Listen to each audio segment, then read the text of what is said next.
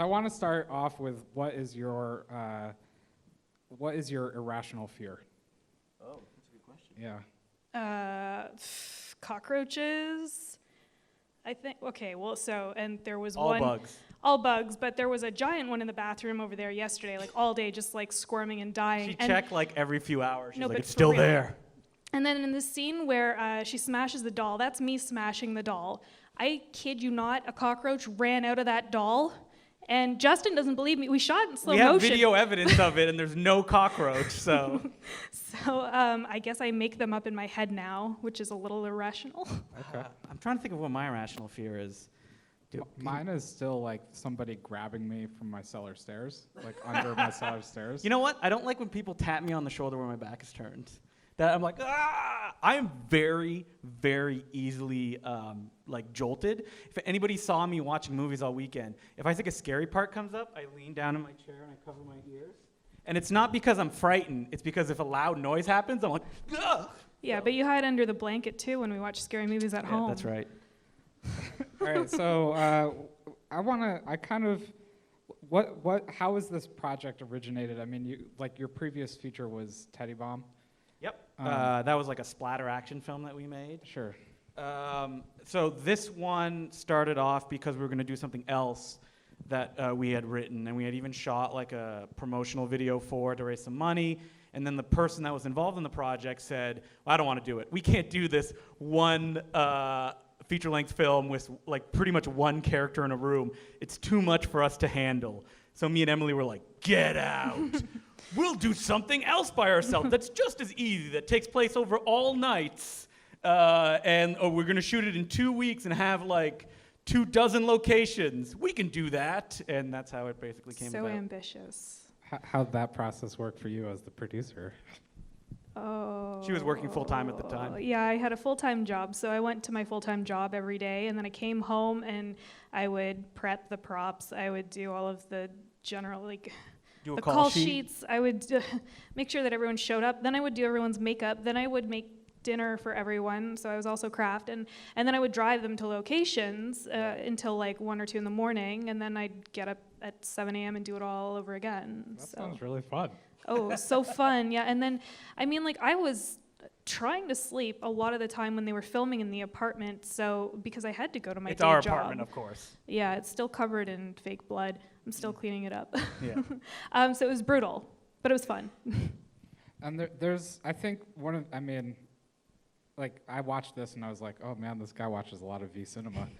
Well, I do. Yeah, so I like, there's like some scenes, like there's like I like the stop motion, like crazy go through the city, which reminded me of Electric Dragon 80,000 Volts. Yeah, well, and Tetsuo, the Iron Man, which is what the score is imitating in that scene. Sure.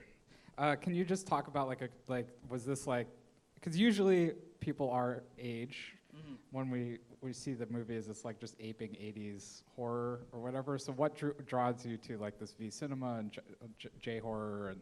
So the last feature film that I made, it was exactly what you would expect someone my age to make, which is it was like a bad taste, Peter Jackson style, like splatter action movie. And it was really hard. And for my second one, I was like, well, I want to do something that is different from this other one. So, and I mean, it's ridiculous having just watched the film. I'm going to make something slow that's more of creeping dread. And you can see in Impossible Horror, I hold on to that dream for maybe 10 minutes. And then it's like, you know what? They could just have a martial arts fight here, I guess. Like, Takashi Miike really inspired me because he's a filmmaker where you watch his films and it's just kind of like kitchen sink stuff. And that's something that I really love. So I wanted to like throw it all in like that. Sure, it's also kind of like Ryuhei Kitamura, like the. Oh, he's my favorite Versus. Versus, like, because I watched this and I was like, this is like how I felt when I watched Versus when I worked at a video store way back in the day, and it was a bootleg. And like the guy comes in and he's like, oh my God, you have to see this crazy Japanese movie where all of these friends went out into this woods and made this splatter zombie movie. Well, I'd like to say that there's a very brief clip in the movie from a Ryuhei Kitamura film, and that no one can tell that it is, but it's in there, so. All right. Yeah. And then, so what was the casting process like? Were they all your friends? I mean, They were the other producer's friends and /girlfriend, so. Yeah. Yeah. Well, okay, so we had originally cast someone else for the role of Hannah, Adelina Pfeiffer, and she's a super amazing actor. We've worked with her since then as well. But the first night of shooting, Justin said to her, "Hey, Adelina, do you think you could do like a cool stunt like this and like hop over this thing?" And they were in a park. She's like, "Yeah, sure, I'll give it a go." And I then did not ask her to do it. No, he said, "Do you think you could?" Yeah. And she just like went for it and shattered her foot. So She jumped over something. yeah, so we had to recast her that night. Instantly. So the woman with blonde hair is not an actor at all. She was the producer's partner at the time.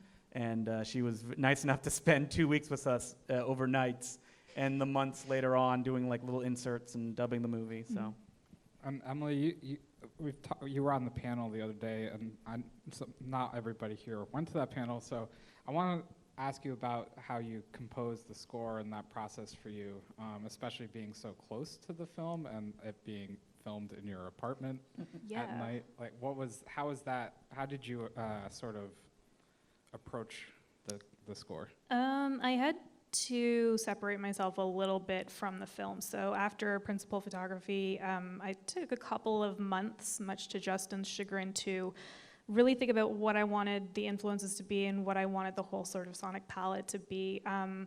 And watching it again and listening back to everything, like I can hear so many different influences, which is interesting because there's so many different influences stylistically for the film. So I spent quite a bit of time thinking about what I wanted it to be. And I actually started on the sound design before I started composing everything.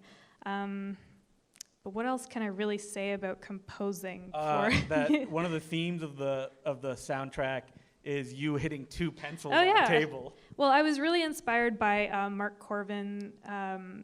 He did the soundtrack for The Witch, which came out a couple of years ago, and he actually had this instrument commissioned. So his whole the director asked him to only use organic sounds through the whole score, and so he couldn't use any synths, anything like that. So he used a waterphone, and obviously that's not something I'm going to be able to get my hands on anytime soon. But he also had this instrument commissioned, so it was like rulers slapping against a wooden table and that kind of stuff.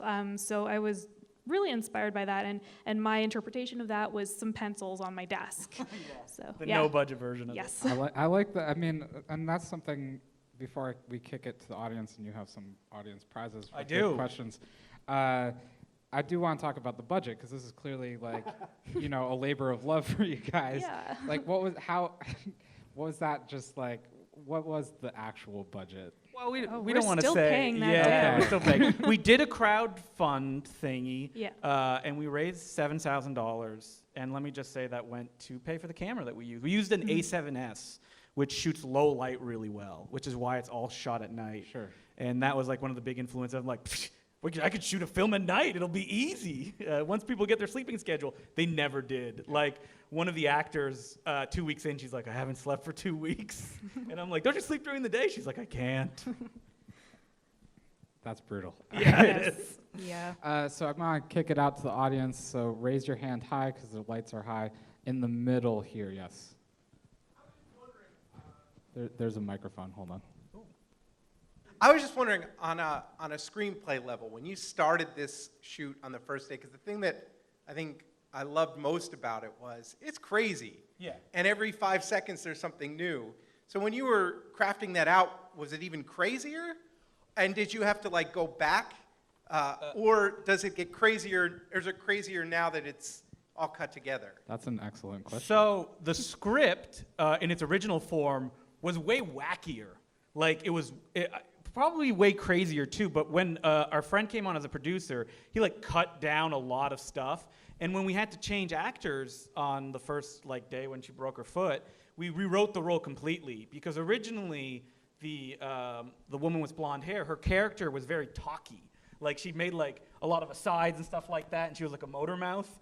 And the actor who replaced her, she's not like that. Like she's like kind of she is in the movie where she's like very deadpan. She like doesn't have too much inflection. So that's the way that we approached it. A lot more movie references, like literally, like they talked about movies a lot. And my friend rightfully was like, you don't need them mentioning like Harry and the Hendersons and stuff like that. So we can just cut all that stuff out. It's also gorier.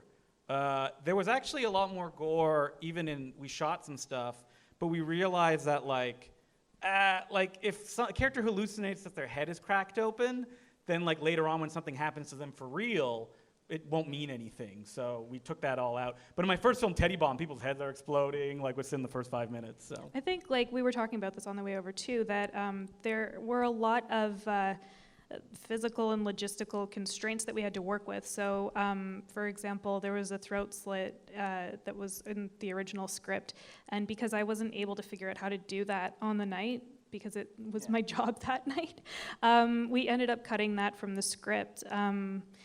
And yeah, that plus our actor shattering her foot, that had a lot of influence on how things ended up progressing.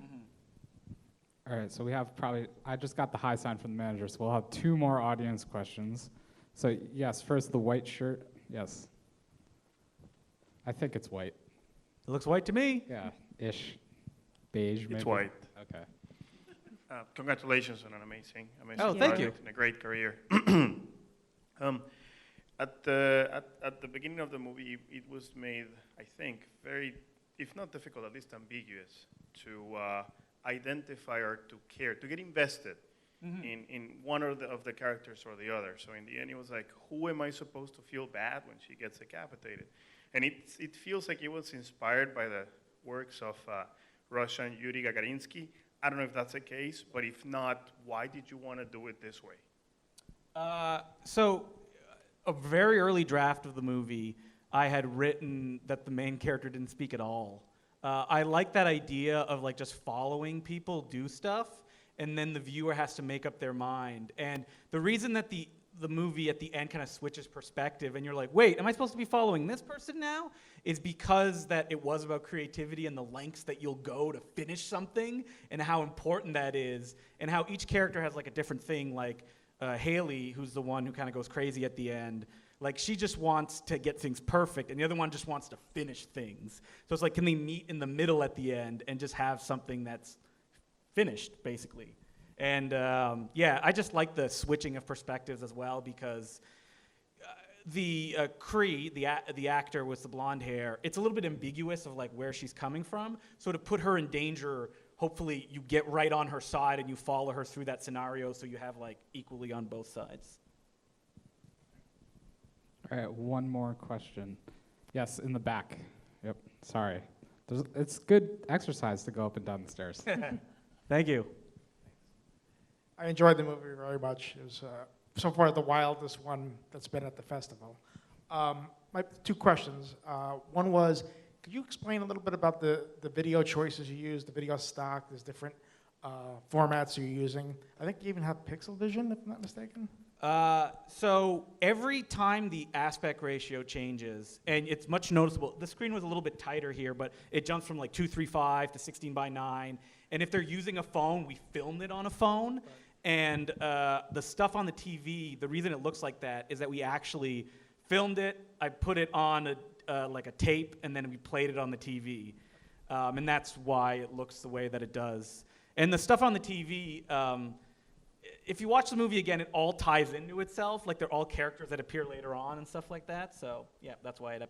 And like every short in the television actually like hints at what's going to happen later on. So it's like, oh, there's going to be a giallo scene. Oh, there's going to be a martial arts scene. Oh, there's going to be like a ghost scene. So Right. I'm sorry, the second part was, what's your favorite scary movie? Beetlejuice. that's what you're going to go with, Beetlejuice? I'm going with Beetlejuice. I've been waiting for this question. So my cool answer is Cemetery Man, because I love that movie by Mikel Suavi. The real answer, because it's my favorite movie of all time, is Dawn of the Dead. And the thing that scared me the most when I was a kid was the Howie Mandel classic Little Monsters, starring Fred Savage. That's a horrifying movie, actually. Because Fred Savage starts to turn into a monster against his will. So it was my first taste of body horror, and that's why it terrified me. I remember renting that when I was little and being like, what the fuck? Yeah. And it looks like there's no way he can get out of it either. He's like, you're going to be a monster forever. Yeah, not really a kid's movie. No, rated R. Yeah. All right, I think that's it for questions. Unless anyone have like one last thing? No. All right.